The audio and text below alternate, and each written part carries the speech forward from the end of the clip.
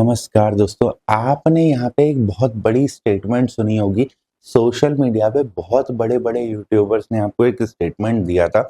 मैं आपको उस स्टेटमेंट की थोड़ी-सी रिमेम्बरेंस करवाता हूँ, ताकि आपको वो स्टेटमेंट याद आए और आज उसी स्टेटमेंट को यहाँ पे काटेंगे, जिस स्टेटमेंट के ऊपर आप सब लोग चल रहे हैं। एक बहुत बड़े यूट्यूबर ने बोला था कि आप 50 लाख रुपीज़ का लोन लेते हैं, ठीक है? जो एट द रेट 8% पे होता है, जिसकी मंथली ईएमआई जो आती है वो 41,000 के आसपास जाती है। ये आप सबने सुना होगा और उन यूट्यूबर ने आपसे बोला कि अगर आप इस ईएमआई को अगर आप 5,000 से रिड्यूस कर देते हो तो आपका ये लोन 20 ईयर्स के बजाय 17 ईयर में खत्म हो जाएगा। चलिए, बहुत बढ़िया काम करते हैं, बहुत बढ़िया काम किया। आज उसी स्टेटमेंट पे एक बारी सोच विचार करके चलिए, आपका रेट ऑफ इंटरेस्ट क्या है? 8%। ये कौन सा रेट ऑफ इंटरेस्ट होता है? आप मुझे बताइए, जब आप होम लोन लेने जाते हैं तो क्या ये रेट ऑफ इंटरेस्ट कंपाउंडिंग वाला नहीं होता? अगर मैं इसको सिंपल रेट ऑफ इंटरेस्ट में कैलकुलेट करूं तो अगर मैं सिंपल रेट ऑफ इंटरेस्ट में इसको कैलकुलेट करूं तो इसका रेट ऑफ इंटरेस्ट कितना आएगा? इसका रेट ऑफ इंटरेस्ट आएगा 3.50 से लेकर 4.25% तक। क्या आपको ये बात पता है? क्या आपको ये बात पता है कि अगर इसका इंटरेस्ट रेट 4% पे आएगा? चलो इसको हम दूसरे एग्जांपल से समझने की कोशिश करते हैं। अपना दिमाग का यूज करो भाई, फाइनेंशियल एजुकेशन में अपने दिमाग का यूज किया जाता है। यहाँ पे कोई हम अट्रैक्शन बनाने के लिए नहीं आए हैं, हम आपको एक रियलिटी से अवगत कराते हैं कि आप 50,000 का लोन लेते हो और आप उसके अगेंस्ट में साल में 5,000 रुपीज की ईएमआई कम करना चाहते हो।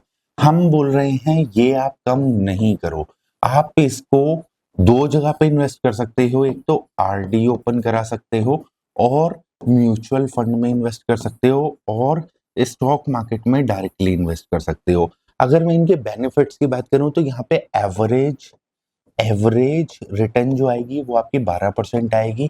यहाँ पे एवरेज रिटर्न जो जाएगी वो आपकी 10% जाएगी और यहाँ पे एवरेज रिटर्न जो जाएगी वो आपकी 8% जाएगी।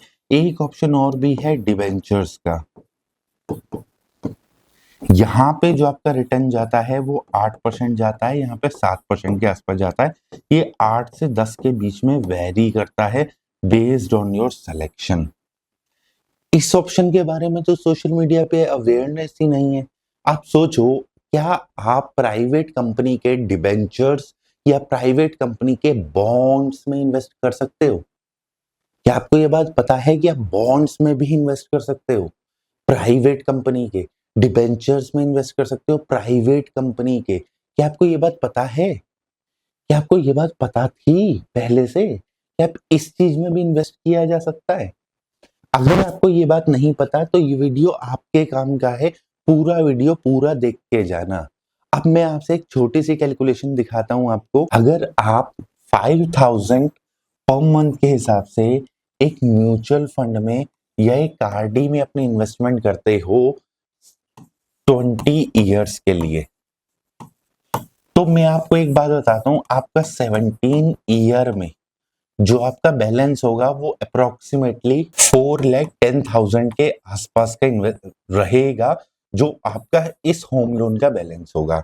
और ये जो 5,000 आपने इन्वेस्ट करे, इससे आपको रिटर्न पता है कितना मिलेगा? और वो भी बताओ कौन से रेट पे? वो भी 7% के रेट पे। आपको कितना रिटर्न मिलेगा? 28 लैक्स। यानी कि एक सिंपल सेंस में, अगर एक वाइडर रेंज में एक सिंपल सेंस में बोलूं, instead of reducing home loan additional amount की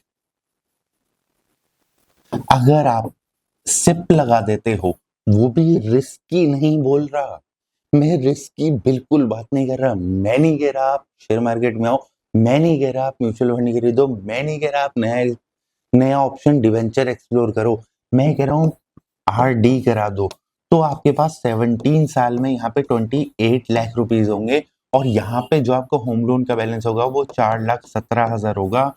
the difference is 22 lakh rupees का या 24 लाख रुपीज का प्रॉफिट। ये बताना लोग भूल जाते हैं ना, क्यों? क्योंकि यूट्यूबर हैं, फाइनेंशियल एजुकेटर नहीं है भाई। फिन इन्फ्लुएंसर सिर्फ अट्रैक्शन पॉइंट सोचता है। होम लोन को अगर आपको 10 साल में खत्म करना हो, अपनी ईएमआई 20,000 से बढ़ा दो।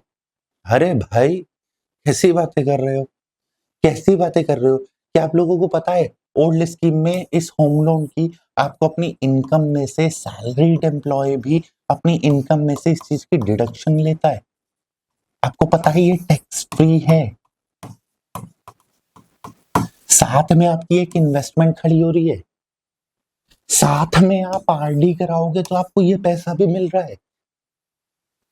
भाई ये चीज कौन समझाएगा, ये चीज कौन बताएगा आप लोगों को? ये चीज तो देखो ये क्या है भाई। मेरे एक सिंपल कहना है, आपकी 41,000 की ईएमआई आती है 50 लाख के होम लोन पर, ठीक है?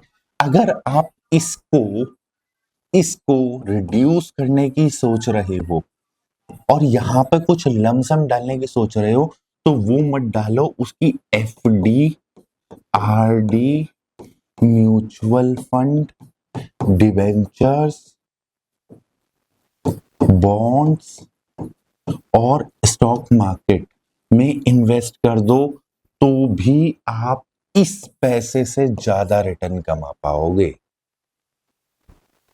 लेकिन प्रॉपर्टी है ना, उसकी वैल्यू बढ़ती है, उसकी वैल्यू भी बढ़ती है, उस पे एडिशनल रेंटल इनकम भी जनरेट होती है, तो उससे आपको ट्रिपल बेनिफिट मिलता है, ट्रिपल बेनिफिट। तो जो ये बात आपको कह रहा है ना कि आपको होम लोन नहीं लेना चाहिए, वो आपको सिर्फ और सिर्फ बेवकूफ बना रहा है और कुछ भी नहीं। इस वीडियो को बार बार देखना, आपको ये चीज समझ में आएगी कि मैंने इस वीडियो में क्या कह दिया।